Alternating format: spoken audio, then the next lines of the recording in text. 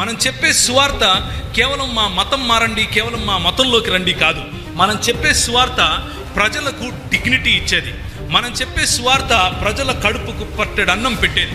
మనం చెప్పే సువార్త ప్రజలకు ఉద్యోగ అవకాశాలు ఇచ్చేది. మనం చెప్పే సువార్త ప్రజలు ప్రతి కమ్యూనిటీలో ఉన్నవారు ఎదగటానికి అవసరమయ్యేది. మనం చెప్పే సువార్త స్త్రీలకు ఎంతకాలం అయిందండి మన దేశంలో స్త్రీలు ముందుకొచ్చి ఇక్కడ నువ్వు పై వస్త్రం వేసుకోవాలా వద్దా అని కొట్లాడుకునే సమయంలో నా క్రైస్తవ మిషనరీలు, నాకు ముందు నడిచినటువంటి నా విశ్వాస యోధులు ముందుకొచ్చి మత ప్రాతిపదికన కాకుండా ప్రతి ఒక్కరిని, స్త్రీలను పురుషులను పక్కపక్కన కూర్చోబెట్టి చదువు చెప్పారు. అది మిషనరీ సేవ యొక్క ఘనత.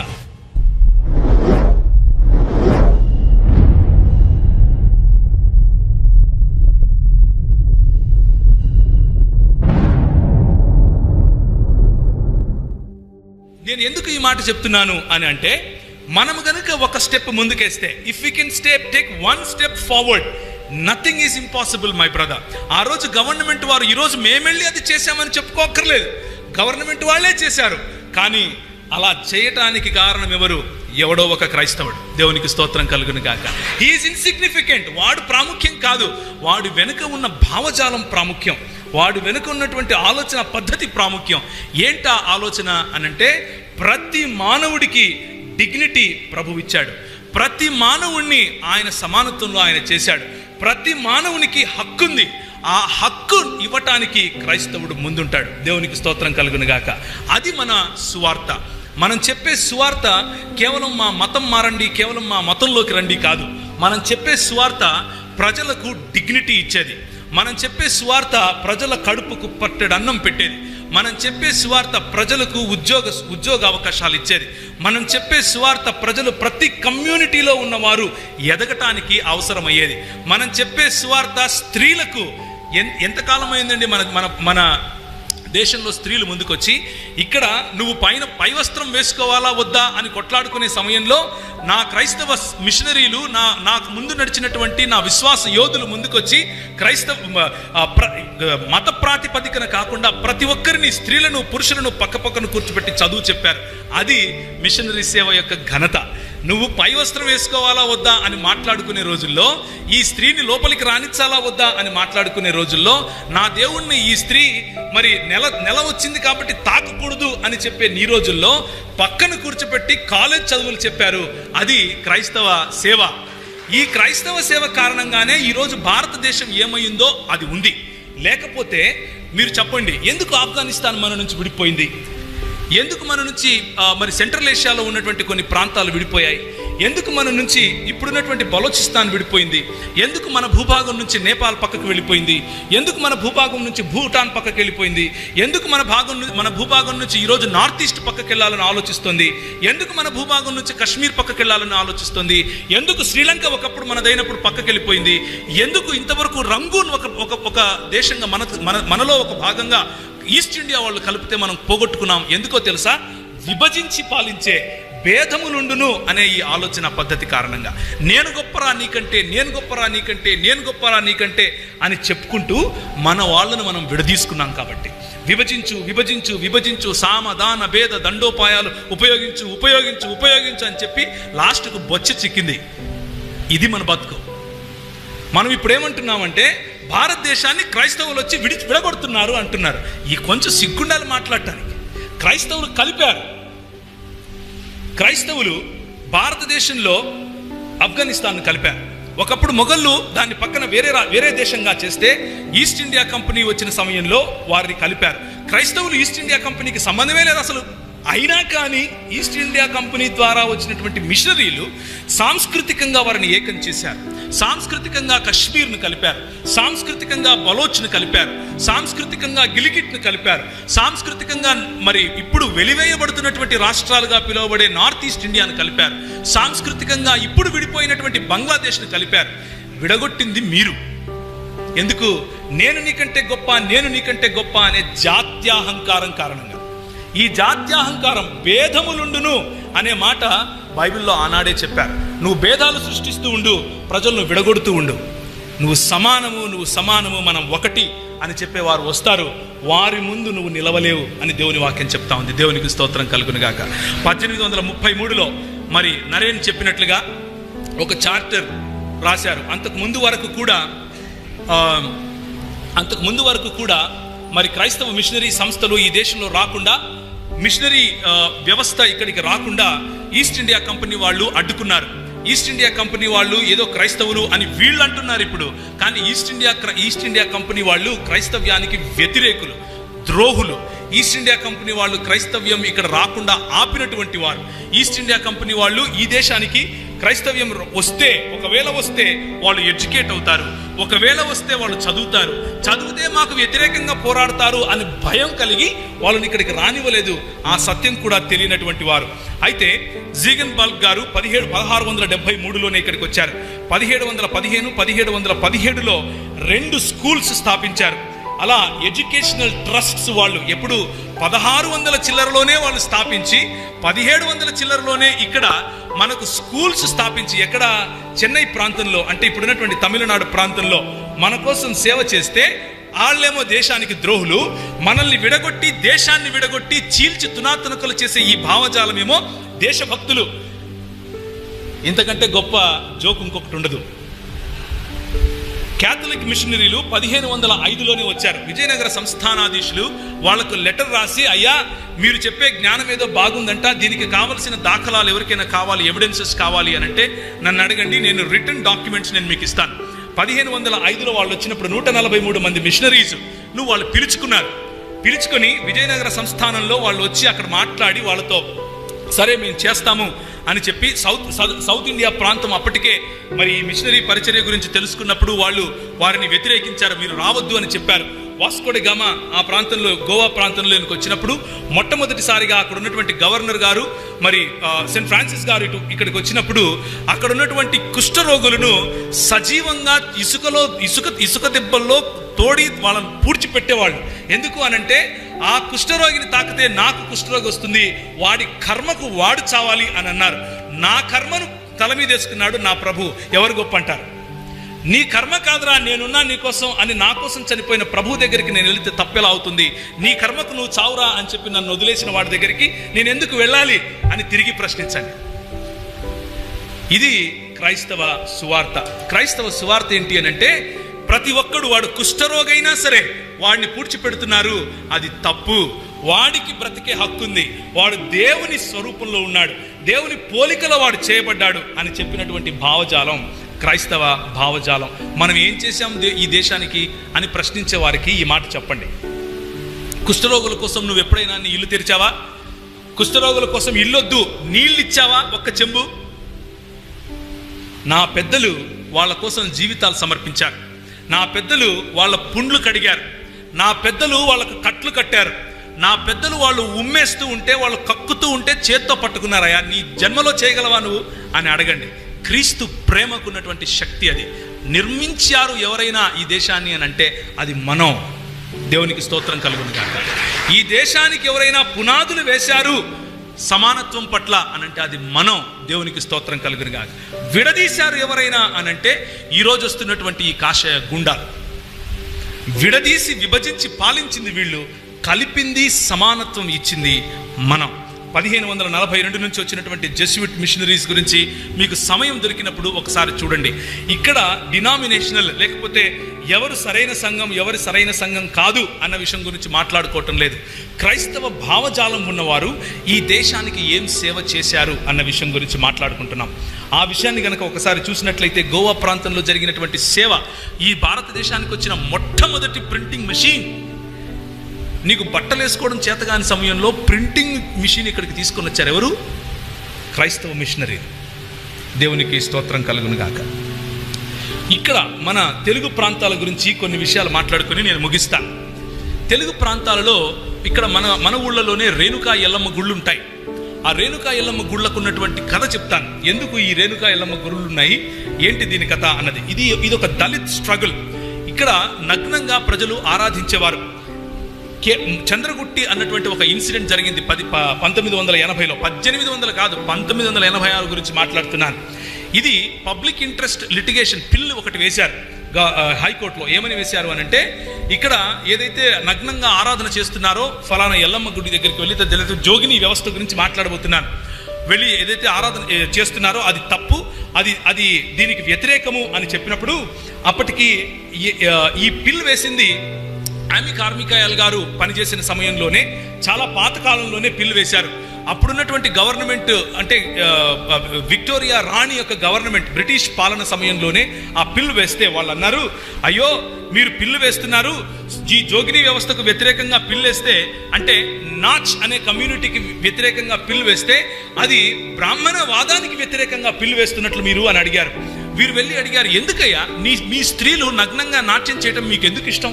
మీ స్త్రీలు అక్కడికి వెళ్ళి నగ్నంగా వాళ్ళ ముందు నాట్యం చేస్తూ ఉంటే మీకు ఏం అంత ఆనందం ఏంటి? అందులో గౌరవం ఏముంది అంటే వాళ్ళు చెప్పారు, ఇది మా సంస్కృతి అన్నారు. ఇది మా సంస్కృతి అన్నారు. బట్టలుడు తీసే సంస్కృతి నీదైతే నాకు బట్టలు ఇచ్చి గౌరవం ఇచ్చారయ్యా మా వాళ్ళు, ఎందుకు దేవుని రాజ్యం రాదనుకుంటాను నేను? తప్పకుండా వచ్చి తిరుగుతుంది, దేవునికి స్తోత్రం కలుగును గాక. నీకు బట్టలు ఇవ్వకపోతే అది నీ సంస్కృత, నాకు బట్టలు కప్పితే నేను అమ్ముడిపోయినట్లా? ఇదెక్కడ న్యాయం? ఇదెక్కడి న్యాయం? బట్టలు లేకుండా నువ్వు డాన్స్ వేయాలి, అది నీ కులం అని చెప్పింది ఈ వ్యవస్థ. నువ్వు బట్ట లేకుండా నేను చెప్పిన పద్యాలు వల్లించాలి అని చెప్పింది ఈ కులం. ఆ కులం ఈ రోజుకు కూడా మన మహబూబ్ నగర్ మరియు బీదర్ ప్రాంతాల నుంచి మహబూబ్ నగర్ వరకు కర్ణాటక ప్రాంతాలు మరియు మన తెలంగాణ ప్రాంతము బళ్ళారి వరకు కూడా ఈరోజు మన మధ్యలో కూడా ఆ సముదాయం నుంచి వచ్చిన వాళ్ళు ఉన్నారు. దేవునికి స్తోత్రం కలుగును గాక. ఈరోజు క్రైస్తవులుగా నిలబడి అంటున్నారు, మేము దేవుని పిల్లలం, మేము బట్టలు ఇప్పుకొని నాట్యం చేసేవాళ్ళం కాదు అని చెప్తున్నారు. ఎందుకు అనంటే మన సహోదరుల యొక్క పూర్వీకులు అన్నారు, ఇదిగో ఈ 66 పుస్తకాలు ఉండే బైబిల్ పట్టుకుని అన్నారు, ఇది వచ్చిందయ్యా మా చేతికి, మాకు అక్కర్లేదు డాన్స్ అన్నారు. ఇది వచ్చిందయ్యా మా చేతికి, మీ కింద మేమేంది డాన్స్ చేసేది అన్నారు. ఇది వచ్చింది మమ్మల్ని లిబరేట్ చేయడానికి, ఈ పుస్తకం మా చేతికి వచ్చింది, మేమేం ఖడ్గాలు పట్టుకొని యుద్ధాలు చేయము, మేమేం పెద్దగా జబ్బలు సరిచేదేవి లేదు, మాకు ఇదిగో ఈ గ్రంథం వచ్చింది, నల్ల పుస్తకం అని ఎగతాళి చేస్తున్నావు కదా, ఆ నల్ల పుస్తకం నాకు డిగ్నిటీనిచ్చింది, ఆ నల్ల పుస్తకం నాకు ఆత్మాభిమానాన్ని ఇచ్చింది, ఆ నల్ల పుస్తకం నాకు ఆత్మగౌరవాన్ని నేర్పింది. ఈరోజు జోగులాంబ అని గొప్పగా మాట్లాడుతున్నావు, కానీ దాని వెనుకున్నటువంటి ఒక పురాణం చెప్తాను చూడండి, భలే ఉంటుంది. మరి జమదగ్ని గారు, ఆయన భార్య ఉంటారు, ఆయనకు పరశురాముడు ఒక కుమారుడు, ఉన్న 3 కుమారుల్లో ఒకడు. జమదగ్ని గారి భార్య అయినటువంటి రేణుక గారు ప్రతిరోజు పోయి నీళ్లు తీసుకొని వచ్చి ఇచ్చేవారు. ఒకరోజు గంధర్వులు వస్తే వాళ్ళ మాయలో పడిపోయింది అని అనుకుని జమదగ్ని ఏమంటాడంటే, ఈ రేణుకను చంపేరా అని అంటాడు. 3 పిల్లల్లో ఒకడైనటువంటి పరశురాముడు, సరే నాన్న నేను చేస్తాను అని చెప్పి ఆమె తల నరికేస్తాడు. ఆమె తల నరికేసిన సమయంలో, సరే నా కొడుకు నా మాట విన్నాడు అని చెప్పి నేను నీకు వరాలు ఇస్తాను, చెప్పరా ఏం కావాలో అని అంటే, మా అమ్మ తిరిగి రావాలి అని అంటాడు. మీ అమ్మని తిరిగి రావాలి అని అంటే, మరి తలకాయ తీసుకొని వచ్చావు కదా, మొండెం ఏది అని అంటే, సరే నేను మొండెం తీసుకొని వచ్చిస్తాను నీకు అని చెప్పి ఒక శూద్ర జాతి స్త్రీ, ఒక అస్పృశ్యురాలు, దాసులు, దస్యులు, మ్లేచ్చులు అని ఎవరినైతే పిలిచారో, నల్లగా ఉంటారు, ఇంత బండగా ఉంటారు అని ఎవరినైతే పిలిచారో, ఒక అమ్మాయి, ఒక స్త్రీ అక్కడ నీళ్లు పట్టుకుంటూ ఉంటే వెళ్ళి దాన్ని తల నరకరా అని అంటే తల నరికాడు. అదే ఈ ఎల్లమ్మ. ఆ తల నరికి తీసుకొని వచ్చి రేణుక తల తీసుకెళ్లి ఆమెకు పెట్టి, ఆ సమయంలో ఆమె బట్టలు ఉన్నాయో లేదో కూడా తెలుసుకోకుండా ఆమె పరిగెట్టినప్పుడు రేణుక ఈ భూమి చీల్చబడి ఆమెను మింగేస్తుంది. అలా నగ్నంగా పరిగెడితే భూమి మిమ్మల్ని తీసుకుంటుందిరా అని చెవులలో రింగులు తిరిగేట్లుగా కొన్ని వేల సంవత్సరాలు చెప్పారు. కాబట్టి బట్టలిప్పిపోయి మనము ఆరాధన చేస్తే మనము స్వీకరింపబడతాం అని నేర్పించారు. అది దీని వెనుకున్నటువంటి పుక్కిటి పురాణం. కానీ క్రైస్తవ మిషనరీలు ఏం చేశారు? నువ్వు దేవుని స్వరూపంలో ఉన్నావు అన్నారు. నువ్వు దేవుడు తన పోలికలో నిన్ను చేసుకున్నాడు అని చెప్పారు. నీకు బ్రతికే హక్కు ఉందని చెప్పారు. నువ్వు బట్టలు కట్టుకునే హక్కు ఉందని చెప్పారు. నువ్వు వాళ్ళ ముందు నాట్యం చేయక్కర్లేదు అని అన్నారు. వాళ్ళ ముందు నాట్యం చేసి నీ ఆత్మాభిమానం చంపుకోక్కర్లేదు అని అన్నారు. వారికి బట్టలు కప్పారు. అలాంటి దేవుడు వద్దు నాకని ఎందుకంటా నేను? తప్పకుండా కావాలి. దేవునికి స్తోత్రం కలుగును గాక. అది దేవుని రాజ్య స్థాపన. దేవుని రాజ్య స్థాపన అంటే బైబిల్ పట్టుకొని 2-3 మాటలు చెప్పటం కాదు. దేవుని రాజ్య స్థాపన అంటే ఇలాంటి సోషల్ ఈవిల్స్కి వ్యతిరేకంగా పోరాడగలగటం. హామీ కార్మికాయలు లాంటి వాళ్ళు వాళ్ళ జీవితాన్ని పణంగా పెట్టి ఈరోజు మన కోసం పోరాడారు. కాబట్టి మన స్త్రీలు పై వస్త్రం ధరించుకుంటున్నారు, మన స్త్రీలు సరిగ్గా బట్టలు కట్టుకుంటున్నారు. కేరళలో అదే ప్రాంతం, అదే వివక్ష. మదురై ప్రాంతంలో అదే వివక్ష. పై వస్త్రం ధరిస్తే చనులు కోసినటువంటి, స్తనాలు కోసినటువంటి చరిత్ర ఈ దేశంలో లేదా అని ప్రశ్నించండి. బట్టలు తీయడం నీ సంస్కృతి అయితే బట్టలు కప్పడం మా సంస్కృతి. బట్టలు కప్పే సంస్కృతి తప్పు అయితే తప్పే చేస్తామని చెప్పండి. దేవునికి స్తోత్రం కలుగును గాక. ఇది ఈ జోగిని వ్యవస్థ అన్నది తమిళనాడులో దేవరాడియార్ అని పిలిచారు. అలాగే ట్రావెన్కోర్ ప్రాంతంలో కుడిక్కార్లు అని పిలిచారు. ఆంధ్రప్రదేశ్ ప్రాంతంలో దోగములు, సానిలు అని పిలిచారు. కన్నడ స్పీకింగ్ ప్రాంతంలో బసవిలు అని పిలిచారు. గోవా ప్రాంతంలో భావనిలు, భవినీలు అని పిలిచారు. మహారాష్ట్ర ప్రాంతంలో జోగతీలు, జోగితినీలు, జోగినీలు అని పిలిచారు. ఈ వ్యవస్థ ఆన్ పేపర్ మీద ఈరోజు లేదు, కానీ ఈ రోజుకు కూడా ప్రాక్టీస్ చేస్తున్నారు. అంటే దాని అర్థం ఏంటంటే ఈ నల్ల పుస్తకం ఇంకా అందరి చేతిలోకి వెళ్ళలేదు. మా పితరులు ఏదో చేశారు అని చెప్పుకోవడం కోసం ఇండాలజీ ప్రోగ్రాం కాదు, మనం ఏం చేయాలి అన్నది ఆలోచించడం కోసం ఇండాలజీ ప్రోగ్రాం. ఈరోజు మనకు ఉన్నటువంటి అడ్వర్సరీస్ మనం చూస్తే, మనకు వ్యతిరేకంగా వస్తున్న భావజాలాలు చూస్తే, పొలిటికల్గా, ఆర్థికంగా అన్ని రంగాల్లోనూ మనల్ని కుదించేయాలి అన్నటువంటి ప్రణాళిక ఉంది, అది నిజం. కానీ మిషనరీ వ్యవస్థ ఈ దేశానికి వచ్చినప్పుడు అంతకంటే భయంకరంగా ఉండేది. అయినా కానీ వారు పోరాడారు, అయినా కానీ వారి ప్రాణాలు సైతం తెగించి పోరాడారు. కనుకనే ఈరోజు మనం ఇక్కడ కూర్చున్నాం, కనుకనే ఈరోజు మనం చదువుకోగలుగుతున్నాం, కనుకనే ఈరోజు దాన్ని ఏమంటారు, వెలివేయబడిన ప్రతి జాతి, శూద్ర జాతి అనండి, లేకపోతే అస్పృశ్యులనండి, లేకపోతే వనవాసులనండి, ఈ 3 తెగలకు సంబంధించిన ఎవరైనా సరే ఈరోజు చదువుకుని పైకి వస్తున్నారు, ఈరోజు రాజ్యాధికారం వైపుకు వెళుతున్నారు అని అంటే అది కేవలం మిషనరీ పరిచర్య యొక్క ప్రతిఫలం అని నేను మీకు తెలియజేస్తున్నాను. కొన్ని విషయాలు మాట్లాడి నేను ఒక నెక్స్ట్ ప్రోగ్రాంలోకి వెళ్తాం. బహుభాషా కోవిదుడు అని ఒక ఆయనకి పేరుండేది, తెలుగు ప్రేమి అని పేరుండేది. ఆయన నిఘంటువు రాశాడు. నిఘంటువు రాసిన తర్వాత a grammar of the Telugu language అని రాశాడు 1857లో.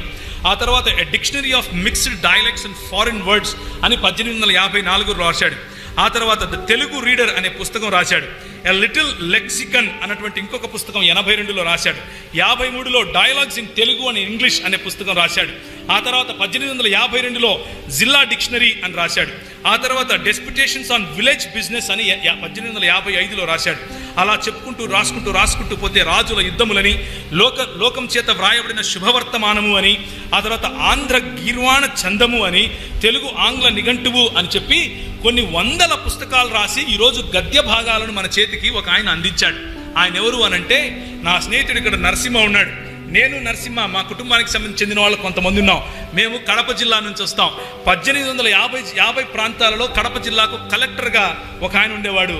ఆయన పేరు చార్ల్స్ ఫిలిప్ బ్రౌన్ గారు. సిపి బ్రౌన్ గారు ఈరోజు నేను తెలుగులో న్యూస్ పేపర్ చదువుతున్నామంటే దానికి కారణం ఆయన.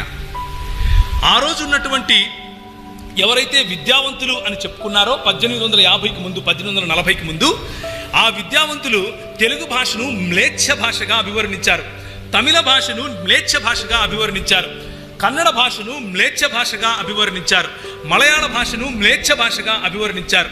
అది నీచమైన భాష అని చెప్పారు. దాని ఎందుకు రా అని అన్నారు. ఒకవేళ మాట్లాడితే సంస్కృత పదాలు కలిపినటువంటి పద్య రూపంలో మాట్లాడుకోవాలి అని చెప్పారు. అంతేకాని సామాన్య మానవులు మాట్లాడుకునే మాటలు వాటిని మరి బయట ప్రాంతంలో మాట్లాడుకోవచ్చు, కానీ అవి రాసేంత గొప్ప భాషలు ఏమీ కాదు అని చెప్పి నీ భాషను నా భాషను తొక్కేస్తే, సిపి బ్రౌన్ బయట నుంచి వచ్చిన వ్యక్తి రాస్తే గాని మన చేతికి న్యూస్ పేపర్ రాలేదు. ఇది దేవుని రాజ్య సువార్త. దేవుని రాజ్యము అన్నది కేవలము ఆత్మలను రక్షించటం మాత్రమే అని అనుకుండేరు పొరపాటున. ఆ ఆత్మను రక్షించటానికి ముందు చేయాల్సిన పనులు చాలా ఉన్నాయి. ఆ ఆత్మను రక్షింపబడిన తరువాత కట్టేటటువంటి పని చాలా ఉంది. కేవలము మధ్యలో పని చేసేసి మధ్యలో వదిలేస్తే మిడిమిడిగానే మనం అంతరించిపోతాం అన్న విషయాన్ని గుర్తు చేయటం కోసం ఈ మాట చెప్తున్నాను.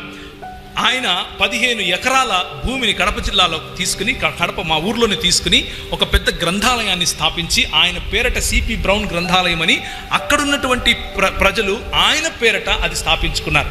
అది నేను సంఘము మర్చిపోయింది, సమాజం మర్చిపోలేదు. మన సంఘం మర్చిపోయింది. ఈయన ఎవరో తెలుసా? సిపి బ్రౌన్ గారు ఒక మిషనరీ కొడుకు. బెంగాల్ ప్రాంతంలో వీరు పరిచర్య చేసే సమయంలో ఆయన ప్రార్థన చేస్తూ ఉండగా మరి ఈ రాయలసీమ ప్రాంతానికి ఆయన ట్రాన్స్ఫర్ చేయబడ్డాడు. రాయలసీమ ప్రాంతంలో ఉన్న భాషను, ఆ సంస్కృతిని, ఆ కల్చర్ను చూసి ప్రేమలో పడ్డాడు. ప్రేమలో పడి వాళ్ళని ప్రేమించి వారి కోసం తన జీవితాన్ని సమర్పించాడు. ఆయన కలెక్టర్గా ఉండి మరి సుఖవంతమైన జీవితం జీవించాలి. ఆయన he was the district administrator. ఆయన కలెక్టర్గా ఉండేవాడు. కానీ ఆయన కలెక్టర్ గిరిని మర్చిపోయి ఒక బ్రాహ్మణుడి యొక్క బ్రాహ్మణుడు చనిపోతే ఆ బ్రాహ్మణుడు తగిలేసి దగ్గర భార్యను తీసుకెళ్లి తగిలేస్తున్నారు. ఆయన పరిగెట్టుకుంటూ వెళ్ళి తన కార్యాలయాన్ని విడిచిపెట్టి అక్కడికి వెళ్ళి అది ఆపాడు. వివక్ష ఎవరు చూపిస్తున్నారు ఇప్పుడు? బ్రాహ్మణుడు తగిలేసినా పోరాడింది ఎవరు? బ్రాహ్మణవాదుల? క్రైస్తవులు పోరాడారు. న్యాయము అందరికీ న్యాయమే అని నిలబడింది. న్యాయము అనేటటువంటి దేవుని రాజ్యం యొక్క సంకల్పాన్ని తీసుకుని వచ్చింది క్రైస్తవ మిషనరీ. వారు కలెక్టర్ల రూపంలో ఉన్నా, వారు లార్డ్స్ రూపంలో ఉన్నా, వారు జనరల్స్ రూపంలో ఉన్నా, ఏ రూపంలో ఉన్నా వారు దేవుని యొక్క పరిచారకులుగా, దేవుని యొక్క పరిచర్య చేసేవారుగా మనం చూస్తాం. కాంట్రాస్ట్ ఏంటి? You pour lead in our years when we read something. మేము చదువుకుంటే మేము చదువుకోకూడదని మా నాలుకలు నువ్వు కోసావు, నువ్వు చదువుకోరా అని చెప్పి నా కోసం గ్రంథాలయాలు కట్టాడు క్రైస్తవ మిషనరీ. నేను ఎందుకు వెళ్ళకూడదు అవతల వైపు? తిరిగి ప్రశ్నించండి. నువ్వు మంత్రం చదివితే నేను వింటేనేమో నాకు సీసం పోస్తావు, అవతల వాడు చదువుకోవటానికి నాకు ఈ నల్ల పుస్తకం ఇచ్చాడు, ఇది చాలు నాకు అంటున్నాను. ఇప్పుడు భయం వస్తుంది నీకు. ఈ పుస్తకం, ఈ భావజాలానికి ఉన్నటువంటి శక్తి, అది విమతములు సృష్టించే ఈ లోకంలో దాన్ని తుత్తునీలుగా చేయగల చిన్న రాయి, ఏ మనుషుడి చేత తొలచబడినటువంటి చిన్న రాయి, అదే సంఘము అనే రాయి. ఇప్పుడు చెప్పండి, ఈ సిపి బ్రౌన్లు ఒకరితోనే అంతరించిపోతారా, లేకపోతే మనలో నుంచి ఇంకొక సిపి బ్రౌన్ లేయాలంటారా? Do we need more CP Browns? Of course we need more CP Browns. We need more CP Browns so that they can come forward and establish the kingdom of God. So, కేవలము భాషలలో మాత్రమే కాదు, మిగిలిన చాలా రంగాలలో మన క్రైస్తవ మిషనరీలు పనిచేశారు. మీరు రఘుపతి వెంకటరత్నం నాయుడు గారు, ముట్నూరి కృష్ణారావు గారు, కొండా వెంకటప్పయ్య పంతులు గారు, వీరందరూ కూడా పేరుకు ఇంకా హైందవ్యంలో ఉన్నామని చెప్పుకున్నప్పటికీ వారి జీవితాలలో క్రైస్తవ విలువలను పాటించిన వారు, క్రైస్తవ విలువలను పాటిస్తూ బ్రతికినటువంటి వారు, క్రైస్తవ ఇన్స్టిట్యూట్స్లో చదవటం కారణంగా గొప్ప గొప్ప లీడర్స్గా వారు అయ్యారు. వారి వెనుక క్రైస్తవ మిషనరీలు నిలబడి, వీరు ముందు నిలబడి చేస్తే ఇది బయట దేశం వాళ్ళు చేస్తున్నారు అని గ్యారంటీగా అంటారు కాబట్టి స్థానికంగా ఉన్నటువంటి నాయకులను నిలబెట్టారు. నన్ను వెనక వేసేది నువ్వు, నన్ను ముందు పెట్టి ప్రోత్సహించేది మిషనరీలు. నేను ఎందుకు వాళ్ళతో వెళ్ళకూడదు అని తిరిగి ప్రశ్నించండి. ఎందుకు వెళ్ళకూడదు? ఇందులో పంతులు ఉన్నారు, ఇందులో నాయుడు ఉన్నాడు, ఇందులో రావు ఉన్నారు. వివక్ష ఏది? వివక్ష? ఏ వివక్ష లేదు. ఇక ఒక గవర్నర్ యొక్క పర్స్పెక్టివ్ చూడండి.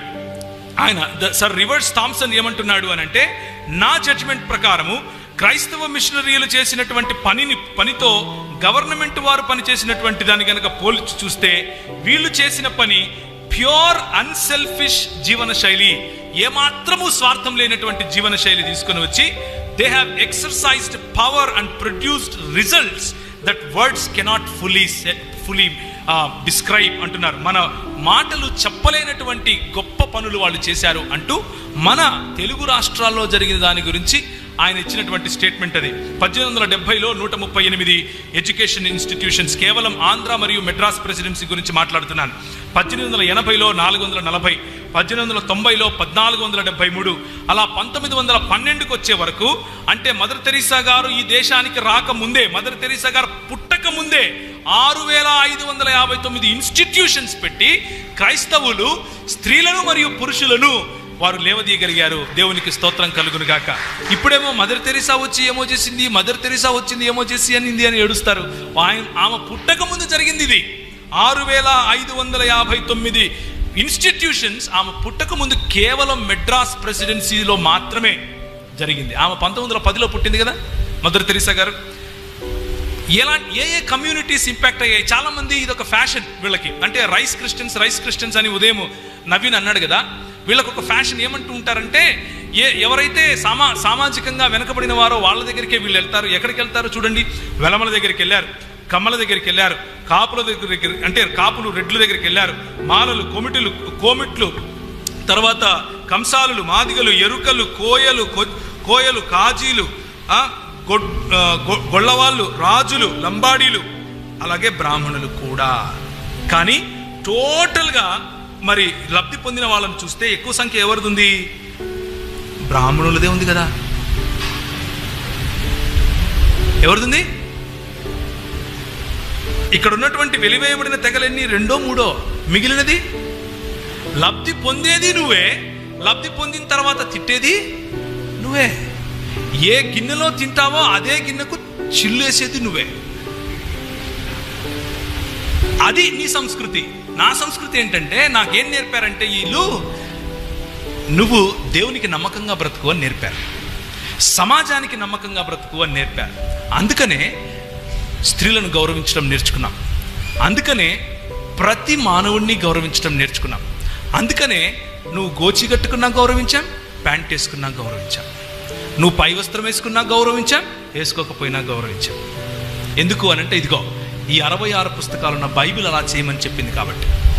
నీకేం చెప్పింది? నీ సంస్కృతి ఏం చెప్పింది? నన్ను వెలివేయమని చెప్పింది, నన్ను బయట పెట్టమని చెప్పింది, నాకు చదువు చెప్పొద్దని చెప్పింది, నాకు అన్నం పెట్టొద్దని చెప్పింది, నాకు ఇంట్లోకి రానిచ్చుకోవద్దని చెప్పింది. ఈ రోజుకు కూడా మన మధ్యలో ఎమిగనూరు నుంచి మరి 4-5 మంది ఉన్నారు. క్రికెట్ ఆడుకుని వాళ్ళు దగ్గరున్న హోటల్కి వెళ్ళి నీళ్లు తాగుదాము అని అంటే వాళ్ళు అడుగుతారు, ఏంటోళ్ళరా మీరు అని అడుగుతారు. ఈరోజు ఇది 2018. మీరు వాళ్ళైతే ఈ క్లాస్ కాదు ఆ క్లాస్ అని చెప్తారు. ఇది నీ సంస్కృతి. నేను ఎందుకు వెళ్ళకూడదు? తిరిగి అడగండి, నేను ఎందుకు వెళ్ళకూడదు? వెళ్తా. ఎందుకు? సమానత్వము దేవుడు ఇచ్చాడు, నాకు సమానత్వం నువ్వు లేదంటున్నావు కాబట్టి నీచ సంస్కృతిలో నేను ఉండను, నాకు గౌరవం ఇచ్చే సంస్కృతిలో నేను ఉంటాను. They gave respect to us. They revolutionarily transformed my society. They encouraged religious status. Conversions తర్వాత ఎవరైతే చదువుకున్నారో వాళ్లకు హయ్యర్ లెవెల్ పనులు వాళ్ళు ఇచ్చారు. విమెన్ ఎంపవర్మెంట్ చేశారు, హోలిస్టిక్ డెవలప్మెంట్ ఇచ్చారు. Art colleges 22, non missionary 11. ఎప్పుడు మెడ్రాస్ ప్రెసిడెన్సీ గురించి మాట్లాడుతున్నాను. Secondary schools 182, non missionary 208. Secondary schools for girls 135, government ఎన్ని? 13. అసలు ఉందా? 135 ఎక్కడ, 13 ఎక్కడ? ప్రైమరీ స్కూల్స్ ఫర్ బాయ్స్ 3016, ఇది మాత్రం ఉంది. అంటే స్త్రీలకు పురుషులకు ఉన్న వివక్ష చూపిస్తున్నాను. ప్రైమరీ స్కూల్స్ ఫర్ గర్ల్స్ 371, మిషనరీలు 200, నాన్ మిషనరీలు 281. ఇది మనం చేసినటువంటి పరిచర్య, మనం చేసినటువంటి సేవ. ఇది 4th క్వింకినియల్ రివ్యూ ఫ్రమ్ 1887 to 98, 1901 నుంచి 2 వరకు ఉన్నటువంటి అంకెలు మాత్రమే.